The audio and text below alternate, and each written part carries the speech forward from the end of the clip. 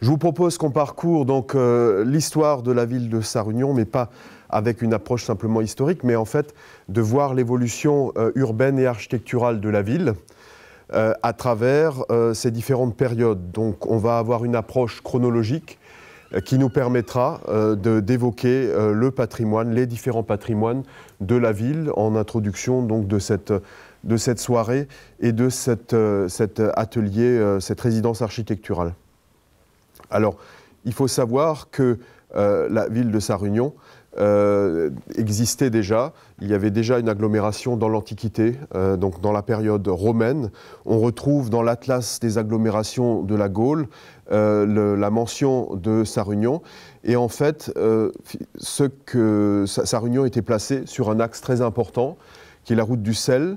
Et l'existence de cette agglomération, c'est en fait le pont sur la Sarre. Vicus Sarravi, et c'est à partir de là que l'agglomération s'est développée. Et on est au croisement de deux axes, un axe nord-sud et l'axe est-ouest donc de la route du sel, qui fait qu'on avait une agglomération qui était quand même assez importante. On retrouve donc sur ce fond de plan de l'agglomération actuelle, on retrouve quelques positions qui montrent l'existence de vestiges romains lors de fouilles. Notamment un des points les plus importants lors d'une fouille en 1965, où on a un ensemble de bâtiments. Donc ces éléments sont situés, je ne sais pas si on voit la souris, voilà, le point numéro 6. Donc ça, c'est des éléments qui montrent que entre le pont sur la Sarre et tout ça, on avait déjà finalement l'agglomération romaine qui était probablement plus étendue que le bourg médiéval. Ensuite, dans la période du Moyen-Âge et de la Renaissance, on est vraiment sur un bourg fortifié assez important. En fait, nous sommes donc dans le chef-lieu du comté de Sarre, le chef-lieu économique du comté de Sarre-Verden. La ville donc, de Sarre-Verden, elle, bénéficiait dans ce comté de Sarre-Verden, il y avait le château avec ses enceintes qui existent, il existe toujours une tour aujourd'hui. Et là, sur Bockenheim, on était sur le bourg économique placé sur cet axe de circulation. Et sur certains plans anciens, on peut voir qu'il y a encore l'identification de ce fort, de cette fortification qui était finalement un péage au niveau du pont de la Sarre. Et c'est, encore une fois, on est dans l'existence initiale de ce lieu de passage, avec le péage qui permettait donc à l'agglomération d'avoir de plus en plus de richesses. On a des vues de 1715 au-dessus qui montrent les fortifications médiévales. Donc on est sur un bourg fortifié, comme on peut le voir aujourd'hui plus facilement, par exemple à Obernai ou d'autres villes en Alsace. On a plus de mal à s'en rendre compte ici, mais on était sur un bourg médiéval avec des fortifications de cette période et de différentes périodes, différentes enceintes. On peut voir ici, sur ce document également, les 3 portes d'entrée de la ville et les 13 tours de l'enceinte, avec des fossés donc secs autour, et on retrouve sur le cadastre napoléonien, très très bien encore cette lecture de l'enceinte médiévale, avec le fossé périphérique et les chemins qui font le tour. Et on voit déjà ici, notamment sur ce plan-là, on va en parler, donc la ville médiévale qui est sortie à un moment donné de son enceinte pour se développer au niveau du carrefour avec donc un faubourg, c'est le terme qu'on utilise lorsque le bourg se développe au-delà de son enceinte, donc on est sur le faubourg. Et aussi, on voit ici un petit tracé qui correspond à la ville neuve dont on va parler plus en détail après. On a des documents aux archives qui nous montrent bien le tracé de ces fossés, de ces fortifications et de ces tours. Hein. C'est des choses qui se retrouvent aussi dans le parcellaire aujourd'hui, mais on a une bonne lecture, une bonne documentation de ces éléments. Aujourd'hui, on peut justement confronter ce parcellaire. On se rend compte que le parcellaire, c'est-à-dire le découpage cadastral, ce sont les parcelles. Et ces parcelles de différentes propriétés privées, assez étroites, montrent bien qu'on est encore sur un parcellaire médiéval. Le parcellaire reprend également la trace des fossés, sauf que le fossé a été redécoupé de la même largeur que les habitations qui ont été faites contre l'enceinte. On a aujourd'hui aussi quelques vestiges qui ne sont pas forcément visibles parce que ce n'est pas dans les axes les plus passants que l'on va voir l'enceinte médiévale avec ses tours. Les fossés ont également été souvent surbâtis. Dans le dernier document d'urbanisme, le plan local d'urbanisme, il a été mis un zonage spécifique afin de préserver cette ceinture verte périphérique. On voit aussi qu'il y avait probablement une ville haute et une ville basse par rapport à l'organisation du parcellaire. Et on voit donc à certains endroits, lorsqu'on fait le tour de la vieille ville, ce mur d'enceinte qui du coup n'est pas beaucoup percé de fenêtres, et aussi un élément par exemple qui peut paraître anecdotique sur le haut de la ville, mais c'est encore un vestige du remblai qui formait le glacis de la fortification. Dans ce bourg médiéval, c'est ensuite fortement développé à la Renaissance la ville. Donc au XVIe siècle, on était vraiment au cœur de la ville avec l'enceinte qui protégeait ce bourg commercial, toujours du comté de Sarverden. Et on a une architecture donc très très riche de l'architecture Renaissance. Bien sûr, la maison la plus connue, c'est la maison Renaissance, en haut de la Grand-Rue, avec son pignon typique de cette période, avec les volutes, les pinacles. Donc on est vraiment sur une architecture vraiment assez exceptionnelle, qui est très bien préservée avec son pignon spécifique.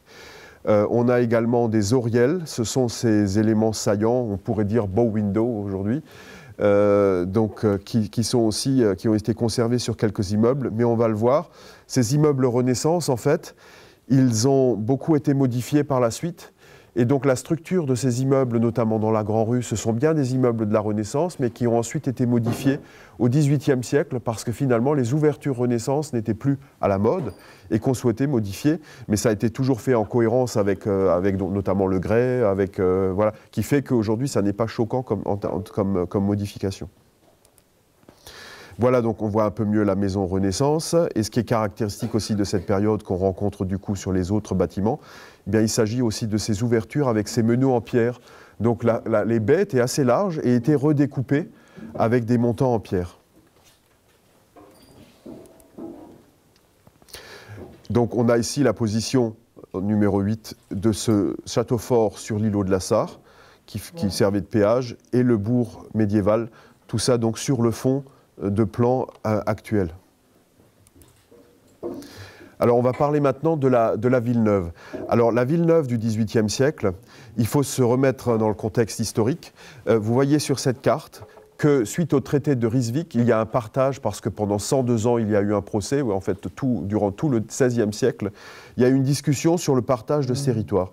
Et finalement, le partage a été fait de manière à ce que la ville commerciale Bockenheim et Sarverden ont été une enclave qui n'appartenait plus au même comté que les villages périphériques. Et du coup, on se retrouvait avec 32 villages qui n'avaient plus de chef-lieu. Et donc, dans ce cas-là, les comtes de Hanau, comtes de Nassau, comtes de Nassau-Sarverden, ont décidé de construire une ville. Ils se posaient la question s'ils allaient transformer, par exemple, la ville de Harskirchen ou le village de Harskirchen ou de Lorenzen en chef-lieu.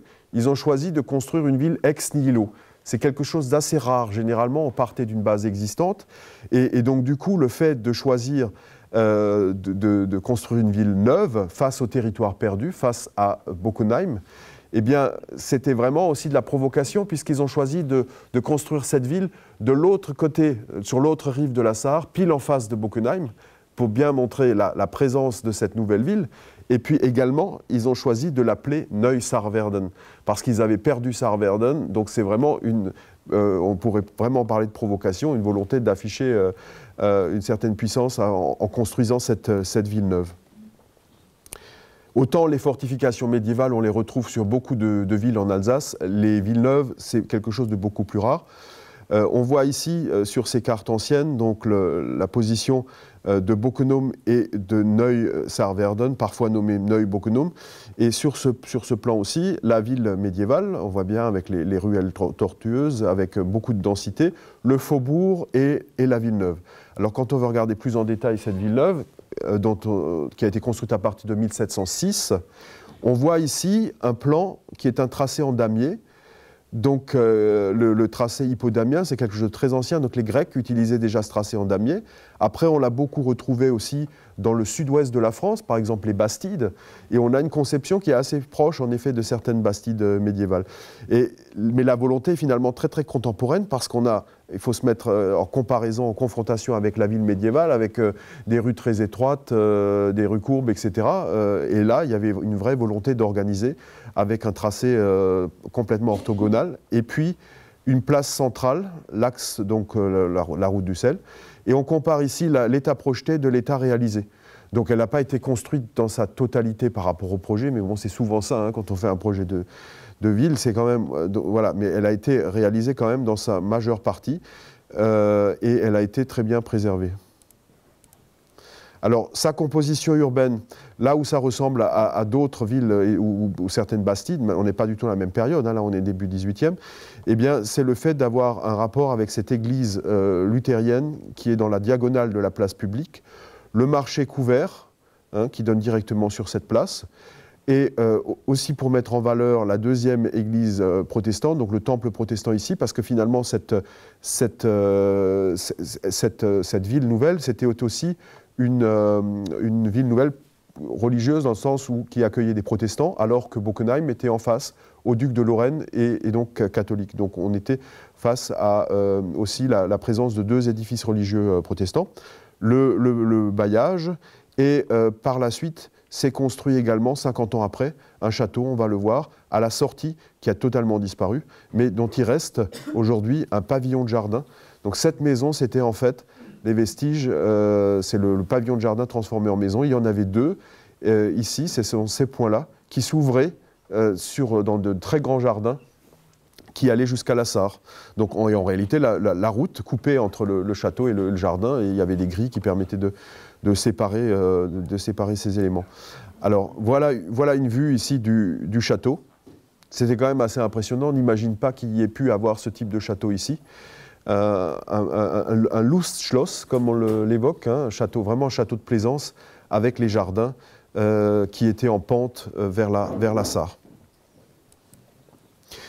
Au niveau de la typologie architecturale, ce qui est assez intéressant et d'ailleurs unique parce que le cumul de la ville neuve plus une typologie particulière en fait un exemple unique, ce sont vous avez pu voir que dans ces îlots, vous avez des parcelles en lanière qui donnent à la fois sur la rue avant et sur la rue arrière. Et là, se sont construits des ensembles qui sont en fait des fermes courts où l'on retrouve l'habitation sur la rue avant et la dépendance sur la rue arrière. Par contre, ce qui est un peu curieux, c'est qu'à l'arrière de cette dépendance, il y a à nouveau la façade d'habitation. Et sur la rue principale, quand vous traversez, vous avez une notion de ville, puisque vous ne voyez absolument pas de dépendance agricole. C'était la volonté de cette conception, c'est-à-dire on a caché le côté agricole pour pouvoir mettre vraiment en avant et mettre en scène une ville sur cette rue de Verdun. On le voit ici sur cette photo ancienne. Et donc on retrouve toujours sur ces profondeurs d'îlots plusieurs types de maisons, que ce soit des maisons plus modestes, qui ont également leur petite dépendance à l'arrière, ou alors des maisons beaucoup plus riches, avec ici on voit qu'il y a 7 fenêtres en travées, et parfois des travées de 5, voilà, jusqu'à des travées de 2 fenêtres. Donc on a vraiment une diversité, mais qui est regroupée dans un ensemble de manière très cohérente, très organisée.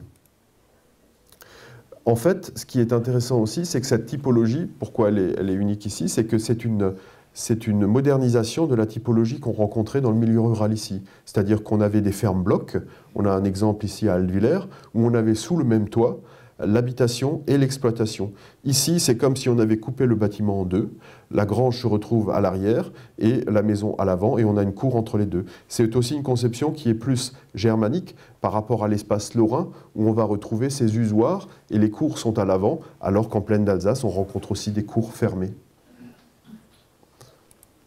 Et la Villeneuve a également servi de modèle à une deuxième capitale chef-lieu, qui est Arskirchen, puisque lorsque le comté a été divisé en deux, a été partagé à nouveau, il a fallu nouveau trouver un chef-lieu pour la moitié des communes. Et du coup, on retrouve l'architecture qui ressemble un petit peu à celle de la Villeneuve, dans une rue, la rue de Fénétrange.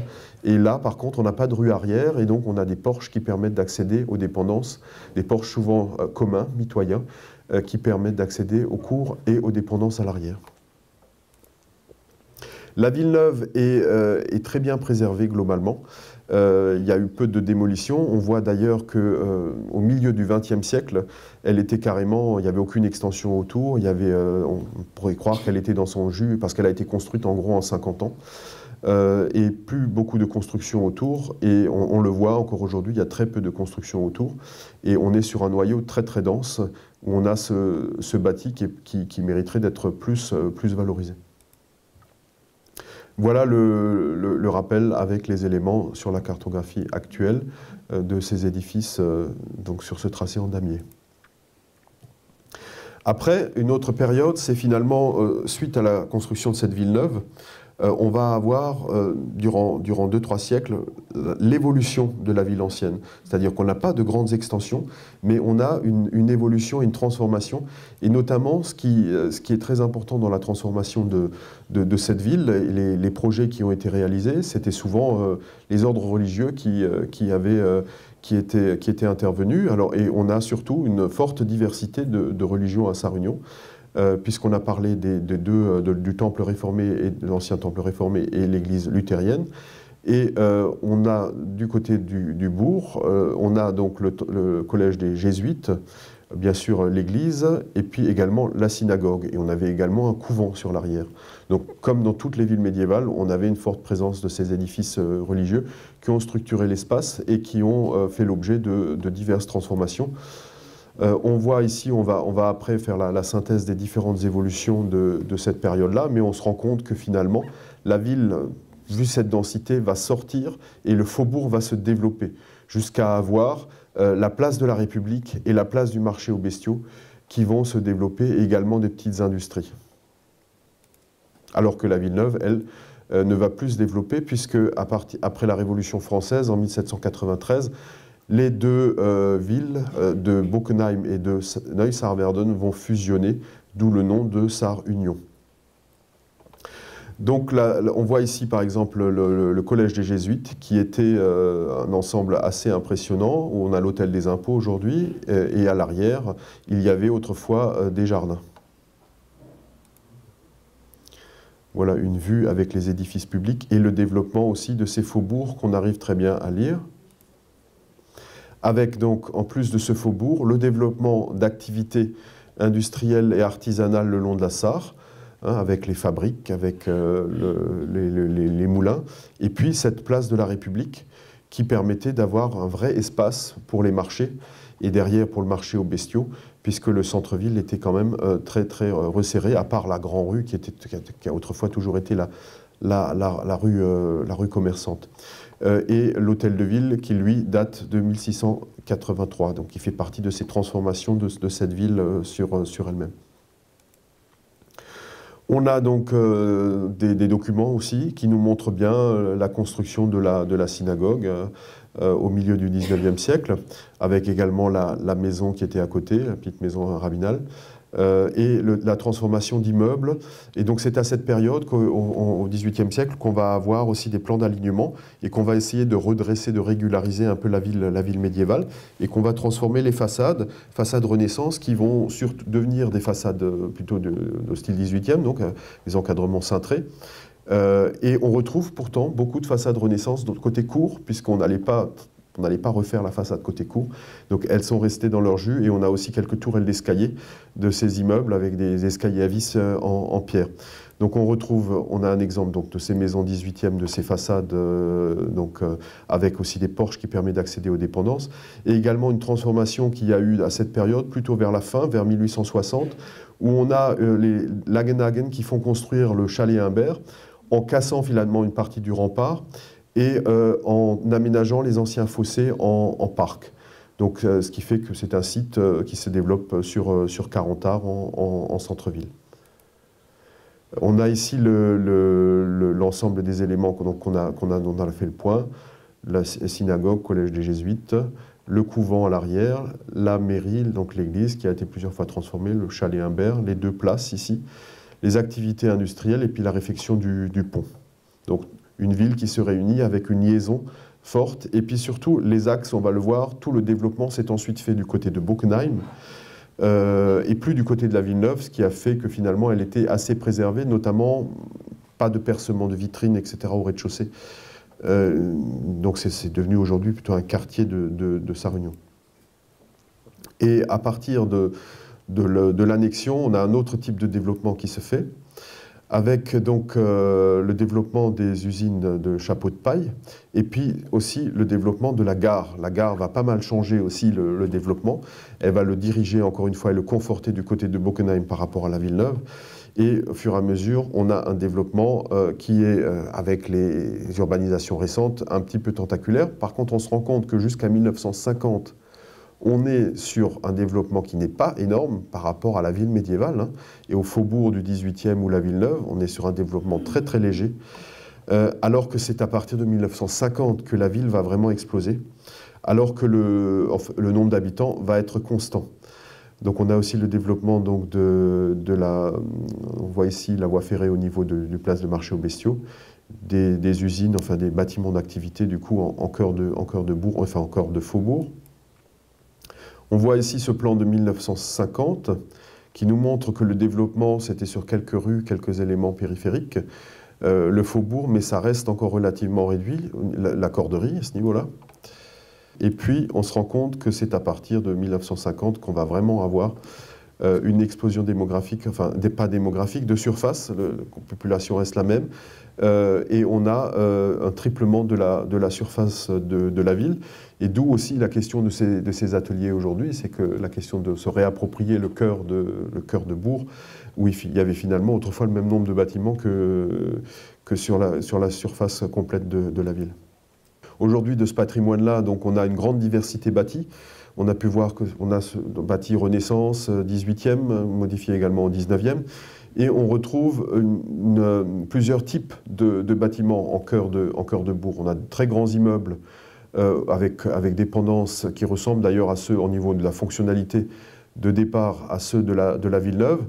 Et essentiellement de l'habitat. On a aussi ici la cartographie des différentes activités donc, avec les anciennes dépendances qu'on peut rencontrer par rapport au logement. Et les typologies de l'ancien bourg intramuros, on a donc d'abord ces grands immeubles avec rez-de-chaussée commercial, hein, donc qui sont concentrés autour de la Grand Rue, qui sont des immeubles trop grands pour une famille. Donc c'est pour ça qu'ils sont parfois inoccupés. La question aussi du rez-de-chaussée commercial se pose. On a également des petits immeubles de bourg avec petites cours ou dépendances. Cela pose, enfin, par rapport aux dimensions et aux besoins actuels, ils sont plus cohérents. Ils sont plutôt au nord du bourg, dans sa périphérie. Et on a aussi des petites maisons, petits immeubles qui, eux, n'ont pas de cours, pas de dépendance. Ça, c'est parfois un peu plus compliqué aussi. Comment se réapproprier par rapport à nos attentes actuelles, par rapport à la densité du centre-ville. C'est pour ça que la réflexion qui est menée permettra peut-être de se réapproprier de ces éléments et en tout cas permettre de donner des pistes par rapport au travail qui est fait cette année, parce qu'on sait que forcément, on va devoir... On ne peut plus continuer à étaler la surface de développement des villes. On voit que c'est aujourd'hui déjà assez contraint et qu'il faut pouvoir se réapproprier ce bâti-là.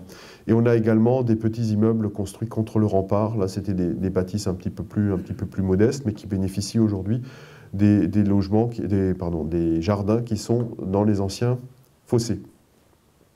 Et pour terminer, pour illustrer simplement le fait que ce bâti de Renaissance 18e, 19e, qu'on a pu voir ces différentes typologies, il est aussi très intéressant de par ses détails. C'est pour ça que dans le cadre de la restauration de ce bâti, il faut vraiment faire attention aux détails, notamment l'usage du grès. Il y a un grand savoir-faire, vu la proximité des carrières de grès, sur le travail du grès, notamment au XVIIIe siècle, que ce soit escalier ou que ce soit porche. Depuis, cet escalier a été bien restauré. Et au niveau des matériaux utilisés, donc la présence de la terre cuite en toiture avec les tuiles Biberschwens, et puis le calcaire, on retrouve non pas du grès, mais plutôt du calcaire au niveau de la maçonnerie. Ce sont les encadrements qui sont en grès, et que ce soit parfois du calcaire apparent, ou alors plus généralement recouvert par des enduits à la chaux, ce qui est nécessaire pour la pérennité de ce bâti ancien. Également, dans le détail, on se rend compte que les immeubles sont assez sobres, mais que l'ensemble des efforts sont faits sur les portes d'entrée, notamment à la Villeneuve. Alors, il y a les encadrements en grès qui sont vraiment, alors certains sont protégés au titre des monuments historiques, parfois c'est juste le portail qui est classé, pas forcément tout le bâtiment. On est vraiment sur des éléments remarquables du début du XVIIIe siècle. Et ce qui a beaucoup disparu, ce sont les menuiseries de portes qui existaient encore plusieurs menuiseries 18e, où il faut, c'est vrai, faire quelques petits efforts pour pouvoir les rendre isolantes, les réparer ou refaire des copies à l'identique. D'autres exemples ici à Bocquenome, où on a des éléments donc vraiment de détail et bien travaillés. L'objectif, c'était pas de montrer qu'on a parfois des fenêtres PVC ou des choses comme ça à l'intérieur. Là, on est plutôt sur des exemples cohérents autour de ça, mais c'est vrai que parfois les matériaux utilisés ne sont pas aujourd'hui adaptés par rapport à la valeur ou à l'intérêt de ces éléments. Voilà, je vous remercie. Et si vous avez des questions, n'hésitez pas. J'ai essayé d'être assez concis.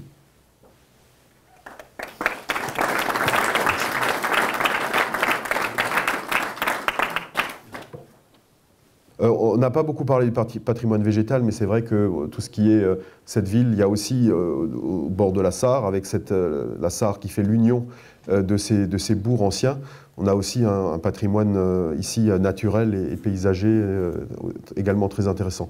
Mais c'est vrai que je me suis plus attaché ici au patrimoine bâti, mais on voit que le patrimoine paysager ici est aussi complètement lié à l'histoire de la ville.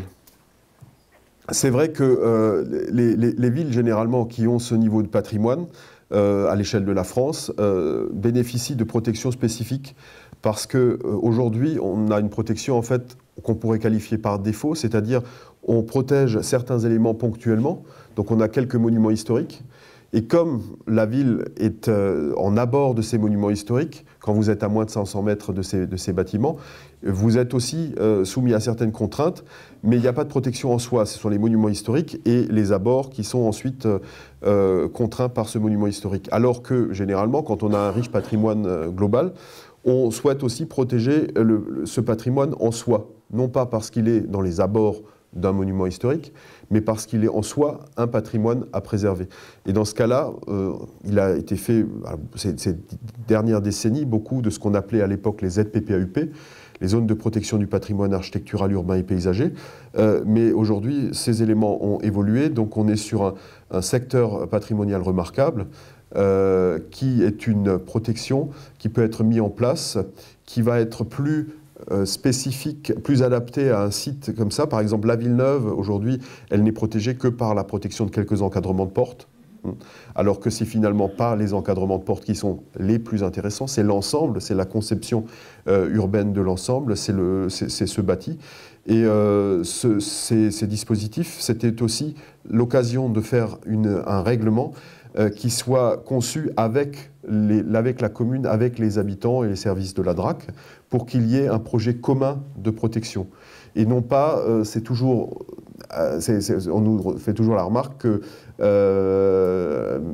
que c'est souvent compliqué d'avoir des avis qui peuvent être subjectifs de la part d'architectes des bâtiments de France. Donc c'est eux qui donnent leur avis sur les travaux autour des monuments historiques. Alors que là, c'est un projet commun qui est élaboré, qui a aussi beaucoup été fait pour permettre d'avoir des avantages fiscaux, qui est dans le cadre de projets de restauration. C'est un projet commun de valorisation où on est sur une logique, c'est pas que de la réglementation, c'est avant tout un projet commun et également projet de préservation et de valorisation et également afin de pouvoir communiquer et d'avoir au niveau touristique, c'est sûr que c'est assez intéressant de pouvoir être un secteur patrimonial remarquable. Donc c'est un projet qui est initié par la commune. C'est la commune qui choisit de mettre en place cette étude. L'étude se fait en différents temps. Premier temps qui permet d'avoir déjà la définition d'un zonage, et ensuite une étude plus précise avec une deuxième validation qui permet d'avoir des choses plus détaillées. Et c'est vrai qu'on est sur quelque chose d'assez cohérent par rapport aux démarches globales qui ont été élaborées sur le centre habité. En clair, on se rend compte qu'il y a une forte densité dans le centre-ville de Bockenheim. Et qu'il faut parfois savoir faire des compromis sur la question de ce patrimoine, même si en tant qu'architecte du patrimoine, j'essaie de préserver au mieux ce patrimoine.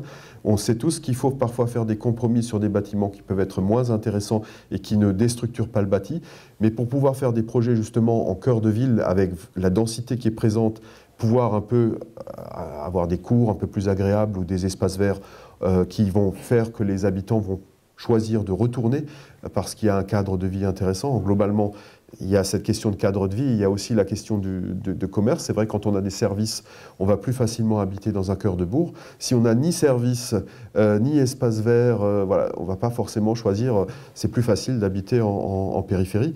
Et donc c'est pour ça que dans ces réflexions-là, il faut pouvoir en parallèle la démarche de projet des différents architectes qui travaillent ou urbanistes qui travaillent sur le centre-ville, avoir à un moment donné une réflexion sur quels sont les bâtiments qu'on pourrait enlever, quels sont ceux qu'on doit absolument laisser. Voilà.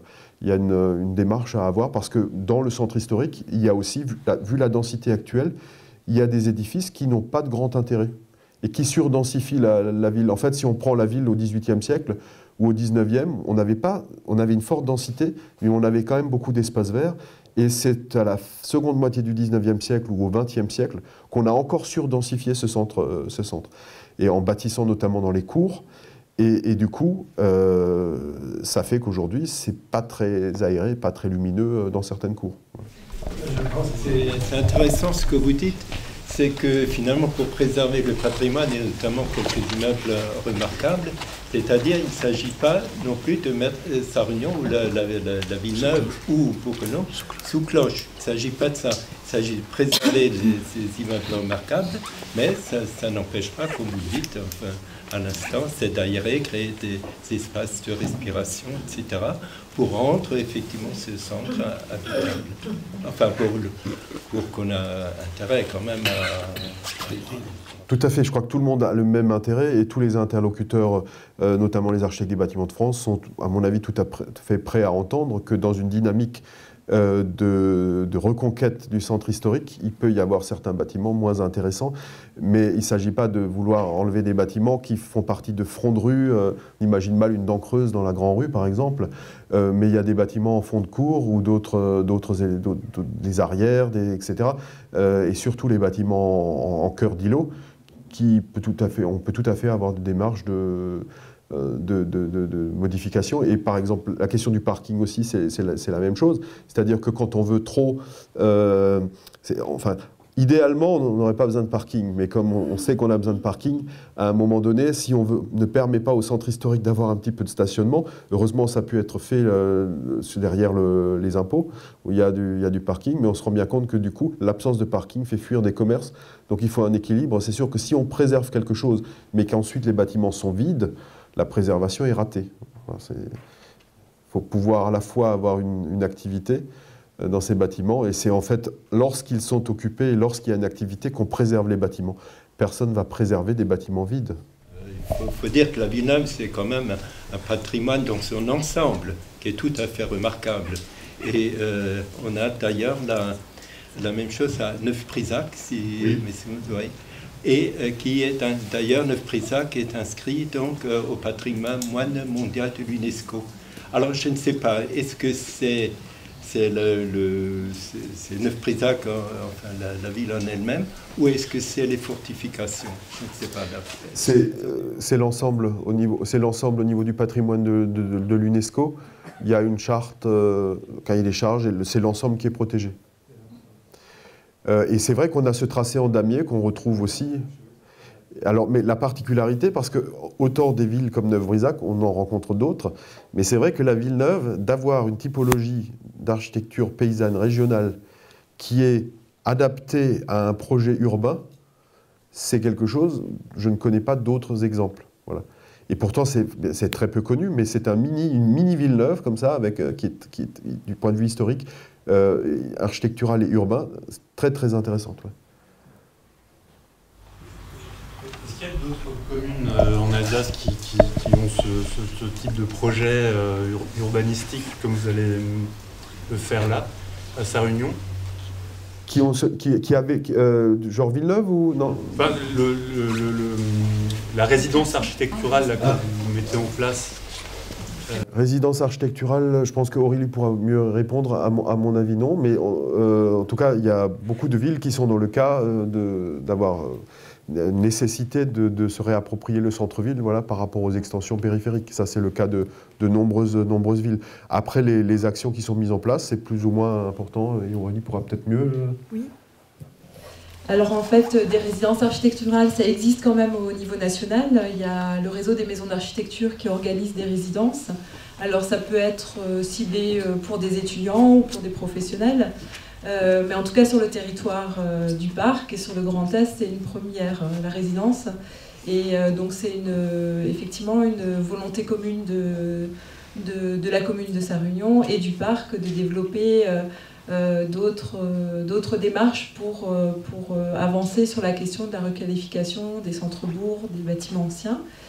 Et ce qui est intéressant dans cette démarche-là, c'est justement cette démarche participative, comme je disais tout à l'heure, c'est que le projet il se construit avec les habitants, avec tous les acteurs finalement de la rénovation du bâti ancien. Et l'idée pour le parc, donc c'est une première, et c'est effectivement après d'avoir des résidences qui se dérouleront peut-être tous les 2 ans, en étant à la fois sur un village en milieu rural, à la fois en milieu plus urbain. Parce que, enfin, je trouve ça formidable. J'ai lu ça dans le journal, je suis de Rosheim en fait. Il y a aussi cette problématique là-bas, mais en face de l'église romane, on a droit maintenant à un espèce de monstre qui se construit sans l'avis favorable de l'architecte des bâtiments de France, en l'occurrence Mallory Chéry. L'architecte a réussi à passer telle une anguille entre les mailles de la réglementation et aussi de l'environnement là-bas à Rosheim. Et je me dis que ce type de dispositif permettrait de se prémunir de ce type de saccage. Parce qu'à Rosheim, si vous y passez, vous serez consterné. C'est pas de la porte, c'est la grande porte, le bâtiment dont vous parlez? Ça, c'est le Meyerhof, qui est en face de l'église romane. Ouais. C'est un exemple intéressant parce que là-dessus, ça émeut pas mal de monde, mais en même temps, il faut se dire que dans ce cas, on était sur un bâtiment en ruine depuis 20 ans. Alors, le raté, c'était il y a 20 ans. Et aujourd'hui, même si le bâtiment n'est pas réussi, ça me fait rebondir sur ce que je disais avant sur la question de compromis. C'est-à-dire qu'on est sur la construction d'un immeuble avec, je crois, des logements pour personnes âgées, des appartements. Et c'est là où il est important, en fait, il faut trouver des compromis pour pouvoir faire ces immeubles, pour pouvoir se réapproprier le centre-ville. Et donc, c'est peut-être pas une réussite architecturale, mais du point de vue du fonctionnement urbain, c'est quelque chose qui va en fait conforter le centre historique. Donc c'est pas évident, c'est vrai, mais à certains moments, il faut pouvoir faire des choix, surtout que c'était une ruine depuis 20 ans. Alors certes, le projet n'est pas forcément fabuleux, mais c'est un exemple qui montre qu'à certains moments, il faut pouvoir renouveler pour maintenir le centre historique, justement. C'est pas évident, mais c'est compromis nécessaire pour... En fait, les enjeux de la résidence architecturale, ici, sur le territoire de l'Alsace-Bossu, ne sont pas tout à fait les mêmes que ceux chez vous. Je pense notamment à Molsheim, Rosheim, Obernai, notamment. Oui. Pourquoi? Parce que ici, enfin, chez vous, dans votre secteur, en tout cas, je pense qu'on n'avait pas les mêmes problématiques que nous. C'est-à-dire que j'étais encore à Obernai il n'y a pas très longtemps chez mon collègue Bernard Fischer. Quand vous passez au Obernai, vous vous dites, il y a toujours encore une boutique derrière l'autre. Et j'ai vu 2 vitrines avec des grands calicots. Ici, prochainement, ouverture 2. Alors, il y a un glacier qui s'installe. J'ai vu un glacier. Alors, un glacier qui s'installe à Obernai. Enfin, vous voyez, donc on n'est pas du tout sur la même dynamique, puisque nous, aujourd'hui, on est confrontés sur la désertification du commerce de proximité. Et aussi, et ça a été dit, sur la problématique des logements qui étaient au-dessus. Alors on avait souvent d'anciens commerçants qui résidaient au-dessus des commerces. J'ai un cas en tête, notamment Madame David, paix à son âme, mais je veux dire, donc, ils ne souhaitaient pas, en plus, ils ne souhaitaient pas louer le commerce, puisqu'ils habitaient au-dessus. Ça ne veut pas dire qu'on avait beaucoup de demandeurs pour les commerces, très clairement. Mais on est effectivement, nous, dans cette désertification, on est dans cette problématique du centre habité. Ça a été rappelé par Jean-Christophe Bruat. Vous voyez l'extension des villas, enfin des lotissements tout autour. Or, aujourd'hui, il y a un certain nombre de dispositifs qui existent. Le SRADET, qui est un acronyme qui dit en gros schéma régional de développement et de l'aménagement du territoire, qui va imposer dans les prochaines années une diminution très importante de tout ce qui est extension urbaine. Donc, il va falloir réfléchir différemment de toute façon en général pour faire en sorte qu'on se réapproprie effectivement ces centres-bourgs. Et en fait, l'idée sur laquelle va travailler Anna notamment, c'est on a eu la possibilité de préempter, parce que 2 bâtiments sur 3 qui sont présentés dans ce programme sont des bâtiments qui appartiennent à la commune. On a eu l'occasion de préempter, je pense notamment à l'ancienne maison Baston pour pas très cher. Et l'idée, c'était, on y va, c'est pas très cher, et on essaie de mettre des moyens un peu supplémentaires, puisque le prix d'acquisition n'était pas trop élevé, pour pouvoir dire, tiens, voilà, une fois que le produit est livré, l'idée, c'est qu'un jeune couple, idéalement, puisse entrer dans ce bâtiment qui ne paye pas trop de mine depuis la rue, et qui puisse se dire, ah ouais, c'est bien. Vous voyez un peu, Et alors, on ne peut évidemment réaliser ce type d'opération uniquement en étant entouré des femmes et des hommes de l'art, quoi. Donc, mais l'idée, c'est vraiment ça. Et c'est juste pour vous dire que la résidence architecturale, à mon avis, telle que vous l'entendez, c'est préserver le patrimoine en tant que tel, préserver le patrimoine. Mais tout en plus, on est d'accord. Mais nous, en faisant des compromis, mais qui restent respectueux. Ouais, tout à fait. Nous, si vous voulez, on a cette difficulté-là. Et c'est l'étude du centre habité qui, à un moment donné, M. Bruyard en fait partie, dans le comité de pilotage, qui, à un moment, a dit la chose suivante, et c'est un peu le sens de toute cette démarche, c'est, bon, on perd des habitants, on a perdu plus de 300 habitants en 20 ans, à peu près. Est-ce qu'on continue dans cette démarche-là? Est-ce qu'on se contente de dire, c'est la désertification rurale, on n'y peut rien, c'est comme ça, c'est le vieillissement de la population, tout ça, c'est vrai. Mais l'idée, c'est effectivement de dire, bon, il faut qu'on puisse trouver des solutions. Et une des solutions qu'on espère mettre en œuvre, c'est celle-ci.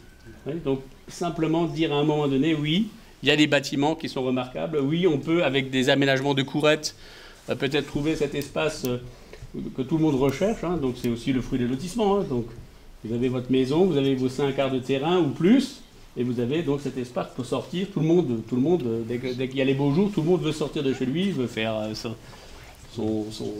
barbecue, enfin peu importe. Mais l'idée, c'est effectivement à travers ces exemples-là, essayer de vous montrer que, eh bien, il y a d'autres façons aussi de se réadapter les cœurs de village. Alors, je fais juste une petite parenthèse encore. Donc, je suis aussi également conseiller départemental du Bas-Rhin. Je salue d'ailleurs Clémentine Albertoni, qui est notre responsable de l'agence technique d'ingénierie publique à Saverne.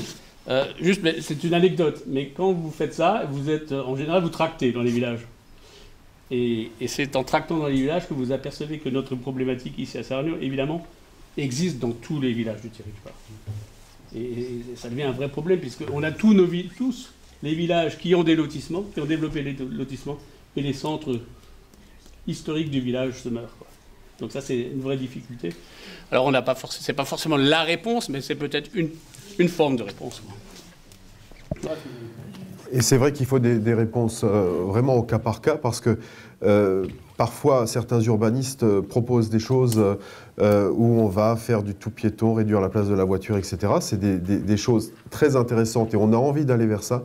Mais on sait aussi qu'il y a des modes de vie, il y a des choses pragmatiques et il est très important de comprendre aussi le mode de fonctionnement d'un secteur, d'une ville, pour ne pas faire des réponses à côté, quoi. Ça, c'est des choses que je pense que chacun aura en tête pour qu'il y ait des réponses adaptées au mode de vie actuel et non pas de vouloir aller trop loin, parce que c'est vrai que parfois, c'est très tentant quand on fait des propositions comme ça architecturales urbaines, c'est d'essayer d'être en avance. Et si on veut être trop en avance par rapport en étant dans une logique, la voiture, on en aura bientôt plus besoin. La voiture, on en a encore beaucoup besoin et les gens sont encore, ils viennent devant la boulangerie en voiture et c'est sûr que peut-être ces choses-là évolueront, mais aujourd'hui, il y a des choses, il faut être assez pragmatique par rapport à ça. Je pense qu'on On a essayé de l'être dans l'étude du centre habité et je pense que tout le monde continuera à l'être par la suite. Ouais. Merci. Oui. Une question.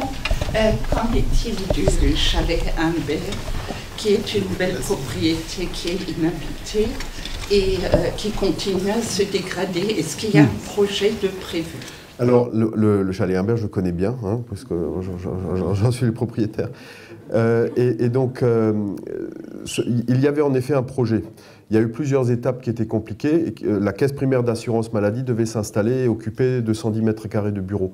Malheureusement, la caisse primaire d'assurance maladie a quitté sa réunion. Donc, il y avait des bâtiments qui commençaient d'être restaurés. Il y avait une partie qui appartenait également à l'entreprise Macholt, qui a fait faillite et les bâtiments se sont dégradés.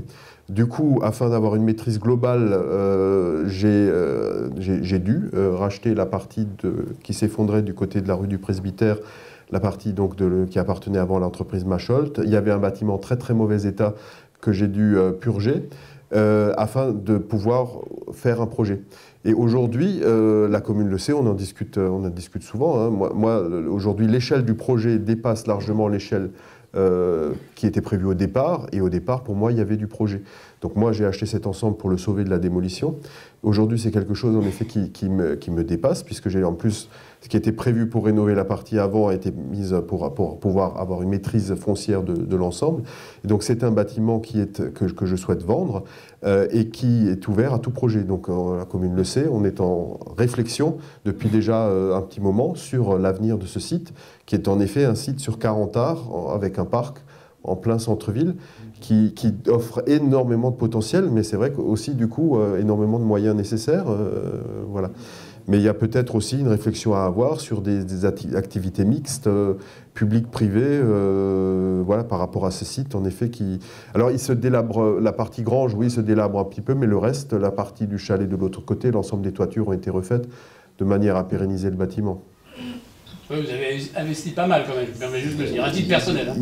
C'est vraiment à titre personnel que j'ai investi énormément. Hein. Il y a eu, pour préserver le bâtiment, et il y a déjà des dallages qui ont été refaits, des renforcements de structure, des toitures refaites, des fenêtres, etc., pour accueillir les bureaux de la CPM. Hein. Ces bâtiments ont été restaurés dans ce sens-là aujourd'hui, donc il y a une partie qui nécessite peu de travaux, simplement de l'aménagement, et puis le reste qui nécessite plus de travaux. Alors c'est vrai que c'est important parce que, enfin M. Bourret le rappelle, on a, et vous l'aviez montré hein, en photo, je ne sais pas si on peut peut-être juste la reprojeter, mais on est vraiment dans le centre historique, hein, voilà, donc cette photo en bas, et dans le centre historique sur une parcelle qui fait, comme l'a rappelé M. Bourret, 40 arts de terrain, quoi, hein, donc, et toute la partie arrière, enfin une grosse partie arrière a dû être démolie. Hein, oui, la partie qui était trop mauvais état. Après, c'est vrai qu'il y a possibilité de reconstruire ou pas, peut-être aussi de gérer un petit peu de stationnement. Et on est sur un parc qui est en continuité avec le square d'Aumel. Hein. C'est-à-dire, comme on est sur les anciens fossés, actuellement il y a un mur qui ferme, mais on est sur la continuité du square d'Aumel qui permet d'accéder ensuite au carrefour principal. Et c'est vrai qu'on est, à Sarre-Union, il y a, pour des bâtiments emblématiques, c'est vrai que la maison Renaissance et le chalet Humbert, du point de vue architectural, ce sont des éléments assez spécifiques et identifiés, et le reste, on est plutôt sur des ensembles urbains. On a d'ailleurs essayé de le faire inscrire Alors oui, malheureusement, là, les services de l'État n'ont absolument pas aidé, parce que si les bâtiments avaient pu être protégés au titre des monuments historiques, l'entreprise Macholt aurait notamment tout de suite trouvé les investisseurs nécessaires pour du logement. Et il est regrettable que l'ancien conservateur des monuments historiques, Simon Piéchaud, pour ne pas le nommer, n'avait pas souhaité. Et en réalité, on se rend compte que c'est une sorte de pression financière de l'État qui ne veut pas protéger des bâtiments supplémentaires pour ne pas avoir à participer à la rénovation du bâti. Mais c'est vrai que ça fait vraiment mal au cœur lorsque la réponse des services de l'État qui ne peut pas être, on n'a plus de sous, on ne va pas protéger des bâtiments supplémentaires. Quand les services de l'État font une réponse technique, c'est pas très agréable en effet.